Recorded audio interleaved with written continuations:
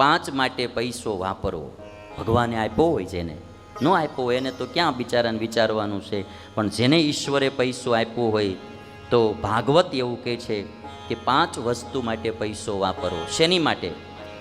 ધર્માય યશસેર્થાય આત્મને સ્વજનાય ચ પંચધા વિભજન વિત્તમ ઇહા મૂત્ર ચ મોદતે. પંચધા એટલે પાંચ પ્રકારે કમાયેલી સંપત્તિના ભાગ પાડવા, પાંચ ભાગ પાડવા. પંચધા વિભજન વિત્તમ, વિત્તમ એટલે ધનમ. ઇહા અમૂત્ર ચ મોદતે. આ લોકમાં અને પરલોકમાં એ માણસ આનંદી અને સુખી બને છે જો આ પાંચ વસ્તુ માટે પૈસો વાપરે તો.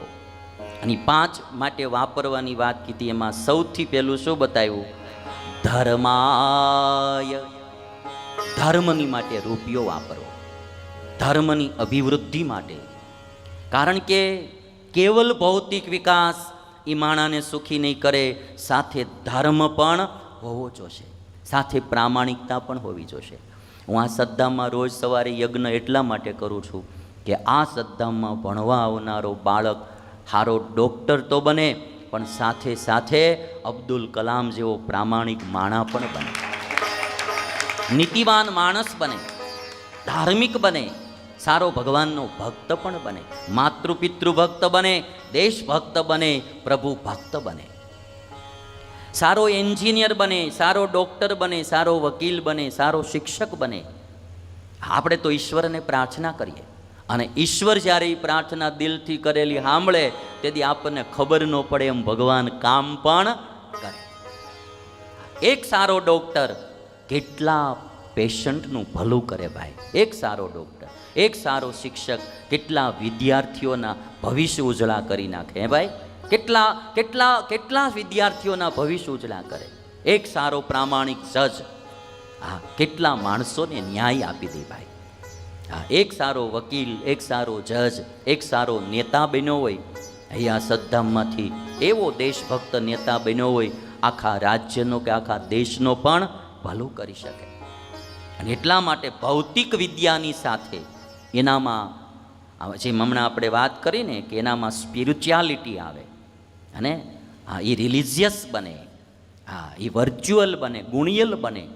ખાલી વિદ્યા નહીં, વિદ્યાની સાથે ગુણવત્તા પણ એનામાં આવે, અને ગુણવત્તા માણસને બહુ મોટું કામ કરે.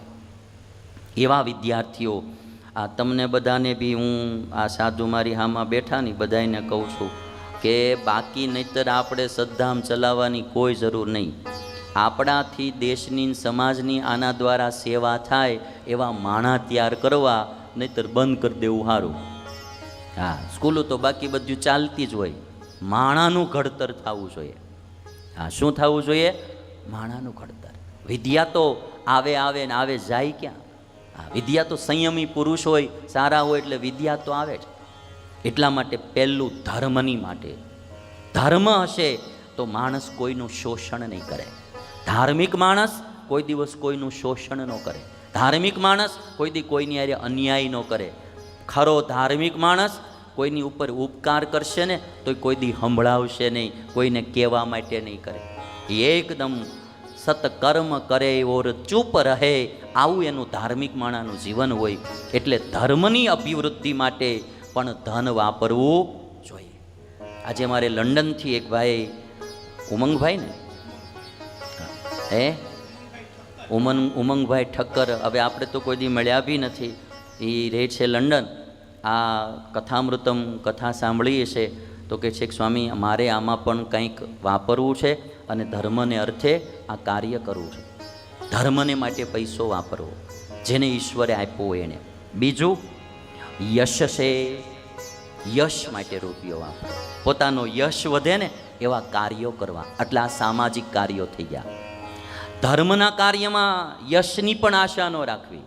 એમાં એક જ આશા કે આમાંથી કોઈ 5 માણા હારા ધાર્મિક થશે તો કેટલું જગતનું ભલું થાય, મારી ઉપર ઉપરવાળો રાજી થશે. ઈશ્વરને રાજી કરવા માટે કરવું.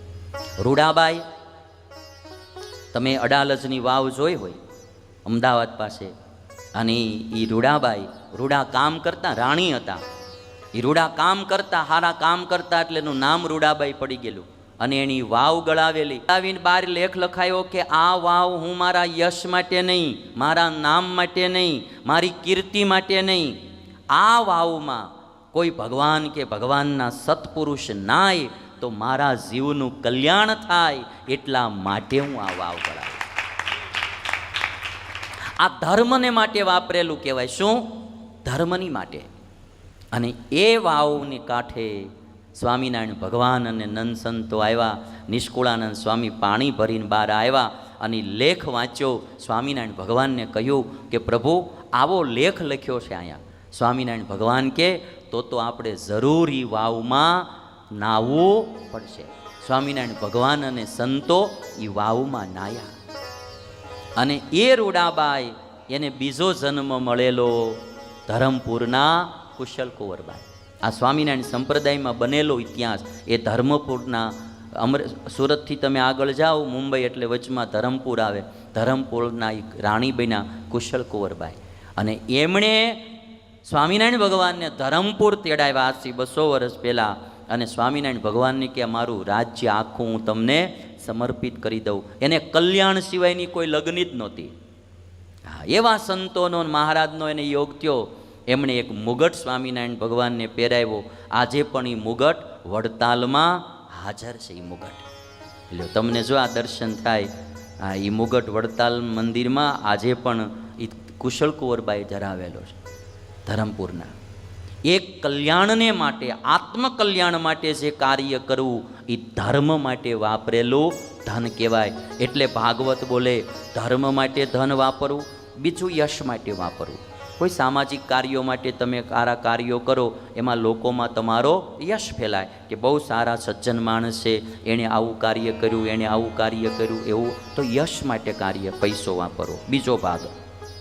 ત્રીજો અર્થાય. તમે કમાતા હો પૈસા, એમાં પાછા આગળ કમાવા માટે જેને ઇન્વેસ્ટમેન્ટ તમે કરો તો એમાં પણ થોડા થોડા રૂપિયા રોકતા જવા પડે. ધર્મ માટે ધન વાપરવું, યશ માટે વાપરવું, વધી આગળની કમાણી કરવા માટે જે ઇન્વેસ્ટમેન્ટ કરતું જવું પડે એમાં ધનનો થોડો ભાગ વાપરવો. થોડો આત્મને એટલે પોતાના સુખ માટે પણ થોડુંક વાપરવું. નકરું ભેગું જ કર્યા કરે, ન કોઈ દી સારું કપડું પહેરે, ન કોઈ દી સારું ખાય, ન કોઈ દી સારી ગાડી રાખે, કાંઈ કરે જ નહીં. અમુક લોભિયા હોય નકરું ભેગું જ કર્યા કરે. થોડુંક પોતાની માટે પણ વાપરવું. હા, પછી નકરું ભેગું જ ન કર્યા કરવું. અને પાંચમું કહે છે સ્વજનાય ચ. થોડુંક પોતાના કુટુંબીજનો માટે પણ વાપરવું. એમાં કોઈ દિન દુઃખી હોય જરા તરા તો બહેનો, દીકરીઓ, ભાઈઓ એને થોડી મદદ કરવી, એ પોતાના સ્વજનો માટે પણ વાપરવું. આવું ભાગવત કહે છે. બરાબર? તો હવે તમને આખો શ્લોક સંભળાવું. ધર્માય યશસેર્થાય આત્મને સ્વજનાય ચ પંચધા વિભજન વિત્તમ ઇહા મૂત્ર ચ મોદતે ઇહા મૂત્ર ચ મોદતે. ધર્મ માટે, યશ માટે, વધારે પૈસા કમાવા માટે, પોતા માટે અને સ્વજનો માટે આ 5 પ્રકારે રૂપિયાનો સદુપયોગ કરો.